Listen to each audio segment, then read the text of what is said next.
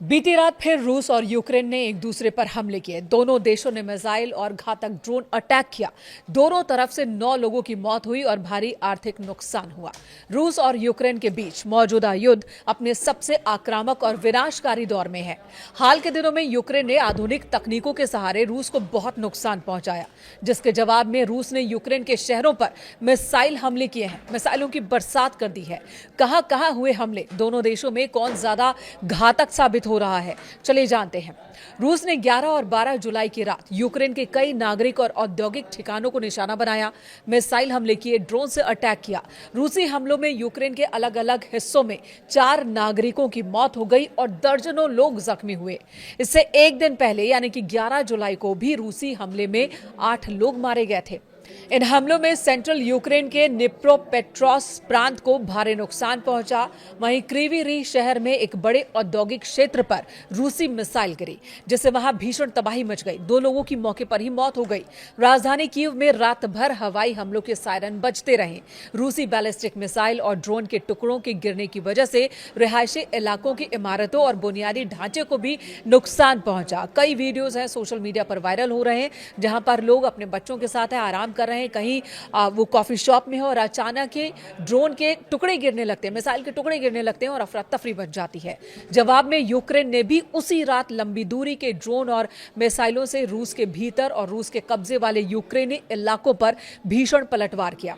इन जवाबी हमलों में रूसी क्षेत्रों में और रूसी नियंत्रण वाले इलाकों में 5 लोगों की मौत हो गई।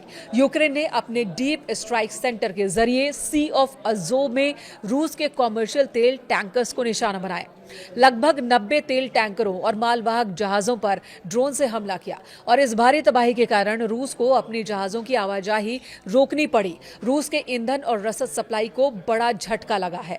यूक्रेन के अत्याधुनिक ड्रोन ने रूस के ओम्स्क शहर में स्थित तेल रिफाइनरी पर हमला किया। लगभग 1500 मील दूरी पर स्थित तेल रिफाइनरी धधक उठी। आग की लपटें आसमान में ऊंचे तक दिख रही थी। पूरी रात आसमान लाल रहा। रूस के शीर्ष पेट्रोल उत्पादक संयंत्र को अपना संचालन रोकना पड़ा। यह अब तक का सबसे लंबी दूरी का हमला माना जा रहा है। यूक्रेन ने रूस के भीतर स्थित सिजरान और साइबेरियाई इलाकों की बड़ी तेल रिफाइनरीज को और पावर स्टेशंस को उड़ा दिया है। इसकी वजह से रूस में गैस और पेट्रोल की कीमतें आसमान छूने लगी हैं। ताजा अटैक बहुत ही ज्यादा घातक है।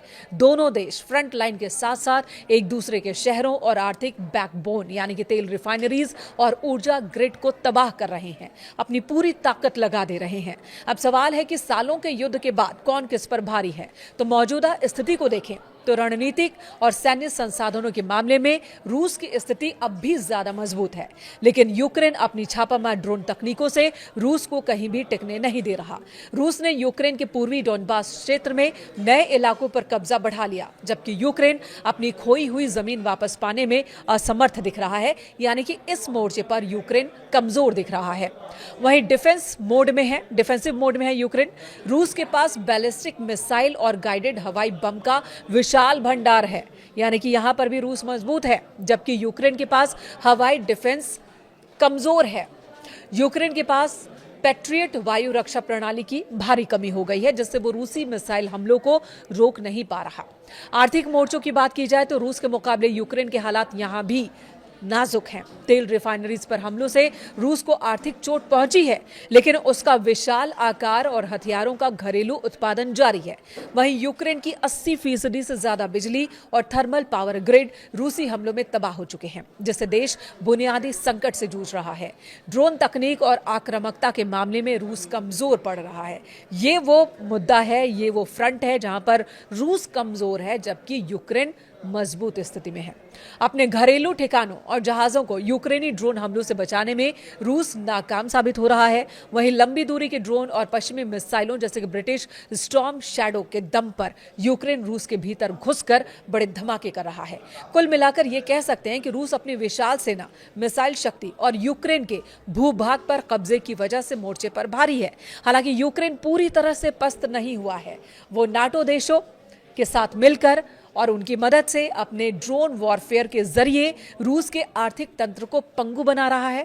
पुतिन को बातचीत की मेज पर लाने का दबाव लगातार बना रहा है।